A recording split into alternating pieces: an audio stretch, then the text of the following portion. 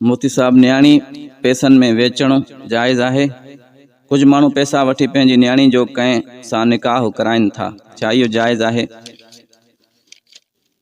इंसान जो सिर्फ़ हिकिड़ो उज़ु वेचण भी हराम आहे। हिकिड़ो उज़ु, हे मथे जा वार आहिनि न, असांजे कंहिं कम जा ई न आहिनि। उलमा फरमाइनि था इहे मथे जा वार कूड़ियल इहे वेचण भी हराम आहिनि।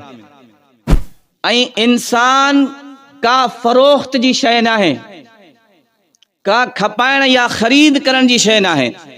इंसान क़ाबिल एहतराम आहे। खपाई भी छा आहे? जेकी शइ इंसान जे इस्तेमाल जी हुजे, मिल्कियत हुजे।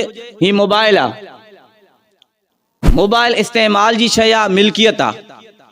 मां दुकानदार खां वरती, उनखे पैसा ॾिना, हाणे ही मोबाइल मुंहिंजो आहे, इन में दुकानदार जो कोई ताल्लुक न आहे।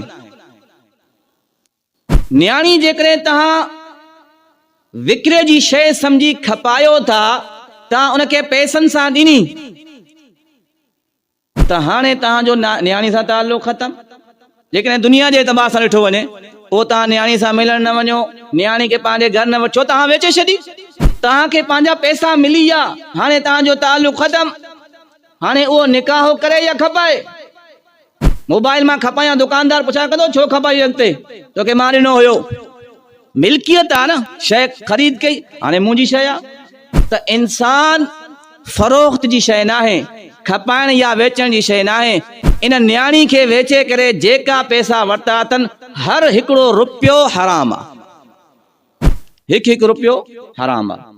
निकाह तव्हां करायो था, निकाह थी वेंदो, पर जेकी उन सूरत में तव्हां पैसा वरिता आहिनि उहे हराम आहिनि। ईअं न आहे त पैसनि जी सूरत में तव्हां न्याणी ॾिनी, अॻिले निकाह कयो, निकाह न थींदो।